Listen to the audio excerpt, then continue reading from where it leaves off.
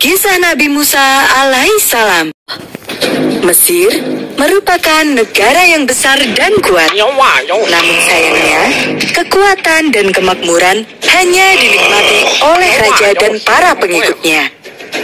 Raja Mesir dikenal dengan sebutan Fir'aun. Dia adalah raja yang zalim dan suka bertindak semena-mena. Fir'aun menetapkan perbedaan kasta dan membagi masyarakat berdasarkan suku. Dia sangat kuat dan menyebut dirinya sendiri sebagai dewa.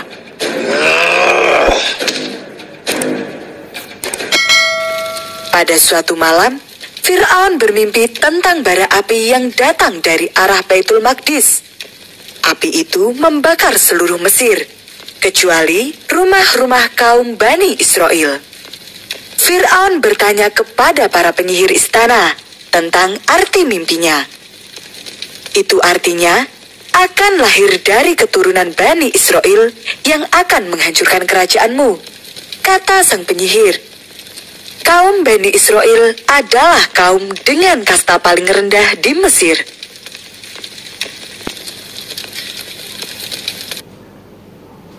Fir'aun marah besar. Dia berkata, bunuh semua anak laki-laki yang lahir dari Bani Israel. Tidak boleh ada satupun yang selamat. Siap Baginda, seru para prajurit. Sejak itu, para prajurit Fir'aun selalu berkeliling ke rumah-rumah kaum Bani Israel dan membunuh semua bayi laki-laki yang mereka temukan.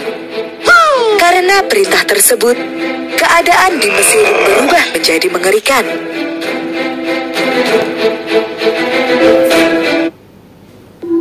Kecemasan dan ketakutan menghantui keluarga Imron. 3 bulan yang lalu, Yukabat istrinya melahirkan seorang bayi laki-laki yang tampan dan sehat. Ketika keduanya sedang kebingungan, datanglah petunjuk dari Allah. Susuilah dia. Jika kamu khawatir, hanyutkan dia ke sungai Nil.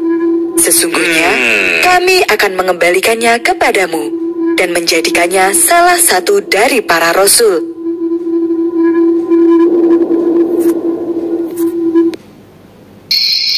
Yukabat lantas membalut putranya dengan pakaian hangat dan menempatkannya ke dalam peti kecil. Ketika tentara Fir'aun datang, dia menghanyutkan keranjang itu ke sungai. Kamu ikuti keranjang adikmu, jangan sampai kehilangan, kata Yukabat kepada anak perempuannya. Sang kakak mengangguk. Sepanjang malam, dia mengikuti keranjang adiknya itu di sepanjang sungai Nil.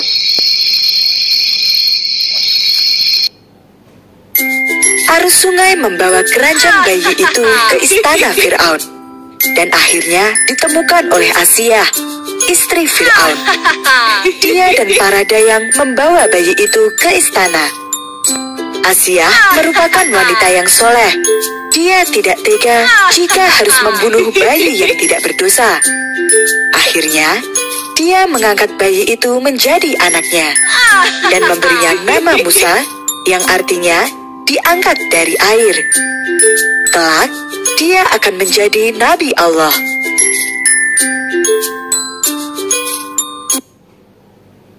Asiyah menitipkan Nabi Musa kepada keluarga-keluarga yang sedang menyusui. Jadilah ibu susu bagi anakku, pinta Asiyah. Namun sayangnya, Nabi Musa sama sekali tidak mau menyusu. Hal ini membuat Asiyah bingung dan khawatir. Kemudian, datanglah kakak Nabi Musa. Dia berkata, hamba tahu seorang wanita yang mungkin saja bisa menyusuinya. Asiyah pun meminta sang kakak untuk menjemput wanita itu.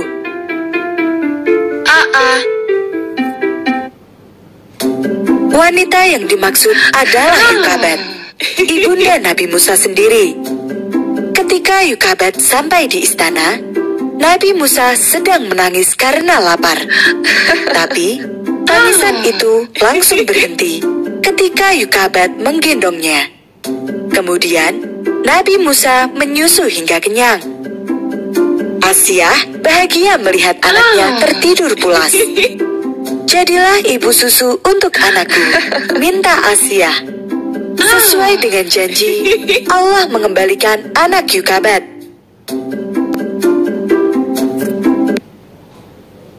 Nabi Musa tumbuh dengan baik.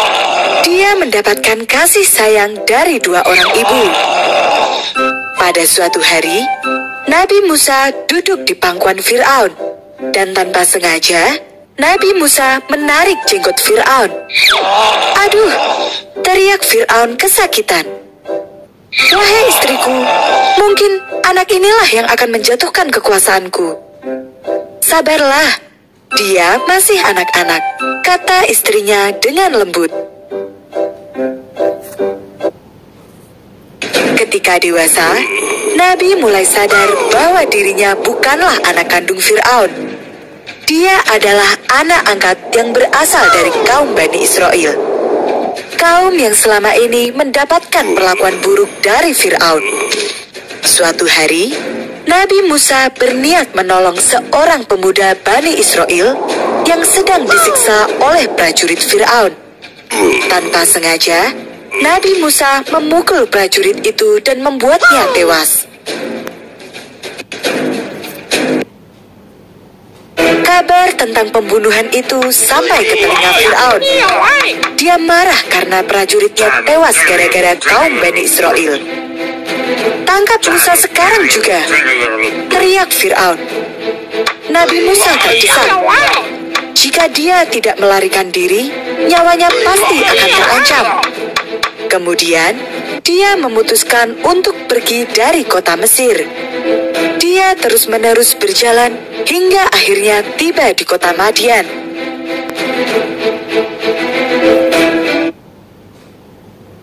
Nabi Musa singgah di rumah Nabi Syuaib dan menceritakan semua yang dialaminya. Sejak saat itu, dia tinggal bersama Nabi Syuaib sambil membantu mengembalakan ternak. Tidak terasa, 10 tahun telah berlalu. Nabi Syuaib merasa bahwa Nabi Musa merupakan lelaki yang baik. Beliau kemudian menikahkan putrinya Syafura dengan Nabi Musa.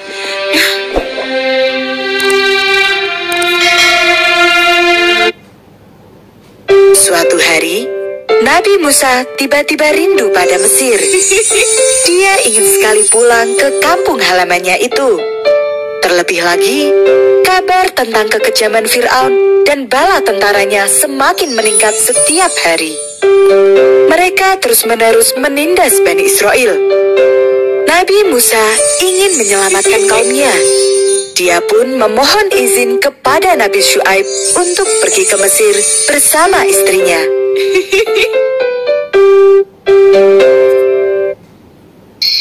Perjalanan menuju ke Mesir sangat jauh dan berat.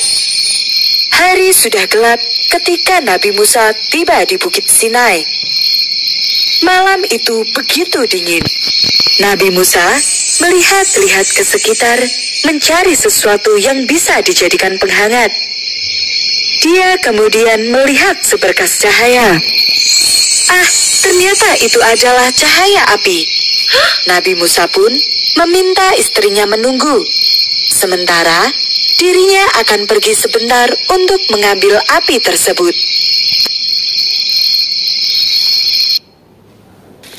Nabi Musa berjalan ke puncak bukit sendirian. Betapa terkejutnya dia ketika melihat api itu bukanlah api biasa. Api itu melayang-layang di udara. Dan sesaat kemudian terdengar sebuah suara. Ya Musa, sesungguhnya aku adalah Allah, Tuhan semesta alam. Allahu Akbar.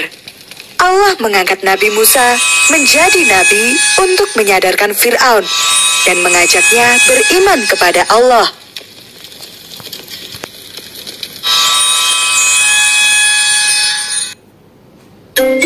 Pada malam itu, Nabi Musa berbincang secara langsung dengan Allah. Dalam peristiwa itu, Allah memberikan 2 mukjizat kepada Nabi Musa, yaitu tongkat yang bisa berubah menjadi ular dan tangan yang bersinar. Setelah menerima wahyu, Nabi Musa kemudian melanjutkan lagi perjalanannya ke Mesir. Tempat yang pertama didatangi adalah rumah orang tua kandungnya. Jazakumullah.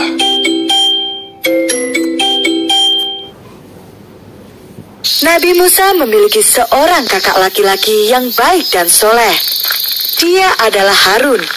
Kelak, Harun juga diangkat menjadi nabi utusan Allah. Nabi Musa memiliki kekurangan dalam berbicara. Lidahnya pernah terbakar ketika masih kecil dan membuat Nabi Musa menjadi cadel. Nabi Musa pun mengajak Nabi Harun untuk membantunya berdakwah. Mereka berdua pun berjuang bersama.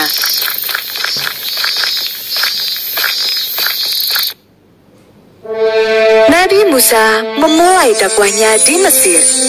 Dalam sekejap saja, langsung tersebar kabar tentang Nabi Musa yang membawa ajaran agama baru. Nabi Musa mengajak penduduk Mesir untuk menyembah Allah semata. Tiada Tuhan selain Dia. Tentu saja, hal ini membuat Fir'aun marah. Dia memerintahkan agar Nabi Musa ditangkap dan dibawa ke istana.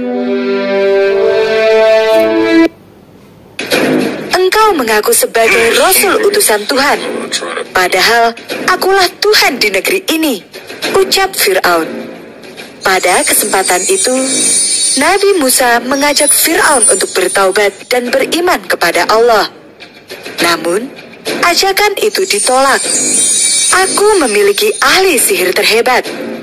Buktikan jika engkau memang utusan Tuhan. Kalahkan para penyihirku, ucap Fir'aun. Para penyihir istana melemparkan seutas tali yang kemudian berubah menjadi ular kecil. Kami bisa menciptakan ular. Bagaimana denganmu, Musa? Tantang para penyihir itu. Allah berfirman, meminta Nabi Musa untuk melemparkan tongkat miliknya. Nabi Musa pun melemparkannya. Atas izin Allah, tongkat itu berubah menjadi ular raksasa yang kemudian menelan ular kecil itu.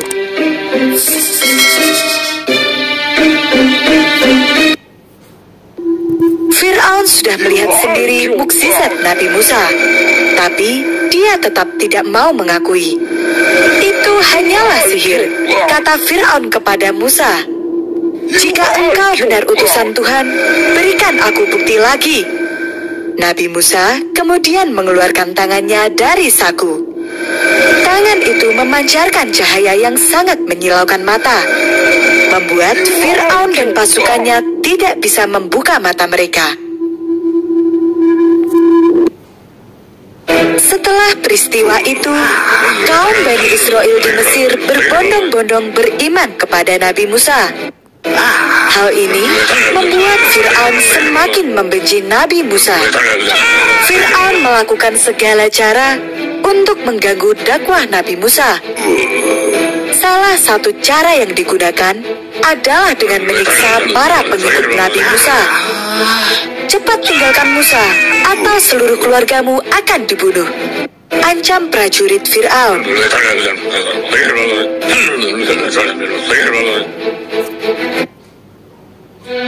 Perjuangan Nabi Musa mengajak Fir'aun beriman kepada Allah sungguh berat.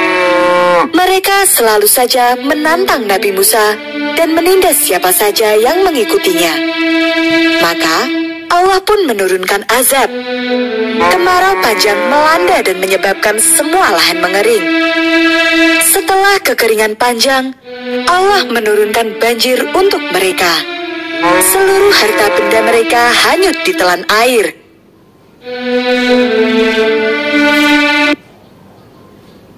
Mesir mengalami kekacauan besar.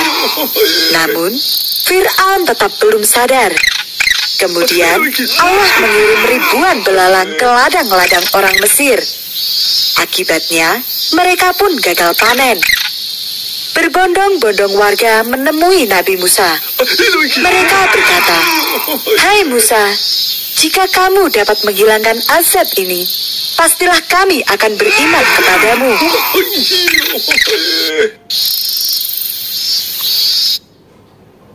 Namun, setelah Nabi Musa menghentikan azab itu, mereka mengingkari janji.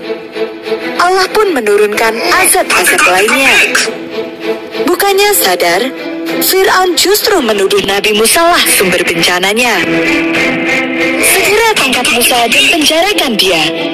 Tangkap juga semua pengikutnya, supaya mereka tahu bahwa hanya akulah Tuhan yang pantas disembah. Perintah Fir'aun.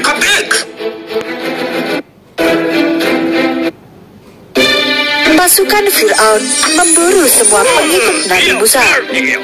Dalam keadaan terdesak, Nabi Musa menerima wahyu dari Allah untuk keluar dari Mesir dan pergi ke Baitul Maqdis. Namun, rombongan Nabi Musa terpaksa berhenti di tepi Laut Merah. Mereka tidak punya perahu ataupun kapal untuk menyeberang. Padahal, tentara Fir'aun terus mengejar mereka.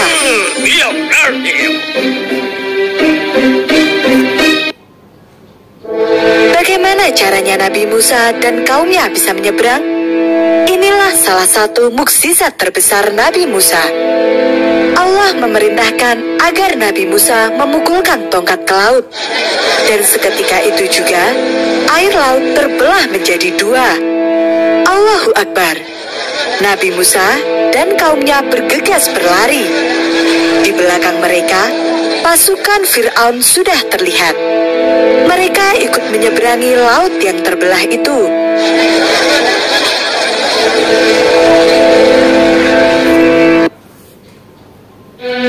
Setelah Nabi Musa dan kaumnya sampai di seberang Laut Merah, Allah mengembalikan air laut itu seperti sedia kala.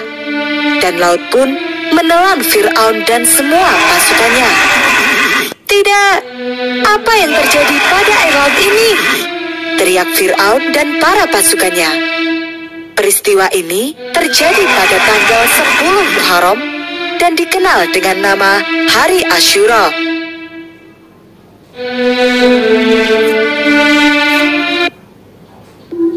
Kaum Bani Israel meneruskan perjalanan.